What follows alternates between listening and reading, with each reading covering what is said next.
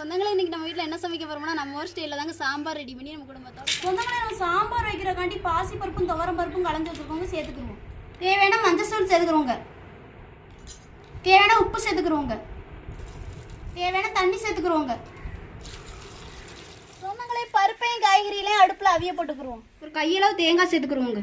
ஒரு ஸ்பூன் பெரிய சீரகம் சேர்த்துக்கிறோம். ஒரு ஸ்பூன் சின்ன சீரகம் சேர்த்துக்கிறோம். சாம்பார் பொடி சேர்த்துக்கிறோம்.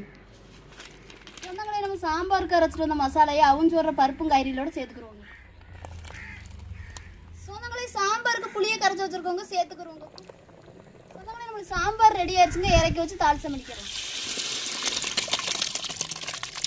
சொந்தங்களே நம்ம ஊர் ஸ்டைலில் சாம்பார் ரெடி ஆயிடுச்சுங்க, இறக்கி வச்சு குடும்பத்தோட. சொந்தங்களே இன்னைக்கு சாம்பாருக்கு வந்து நம்ம 2 பொருள் சேர்க்க கிடையாதுங்க. பெருங்காயத்தூள், வெள்ளைப்பூடு. நம்ம ஏரியா கடையில் பெருங்காயத்தூள் இல்லை, வெள்ளைப்பூடுமே அதிகமான ரேட்னால கடைகளில் வாங்கி வைக்கலாம். நம்மளுமே வீட்டில் மொத்த ஜாமான் வாங்கி போட மாட்டோம், அன்றாட வாங்கி தான் சமைச்சு சாப்பிடுவோம்.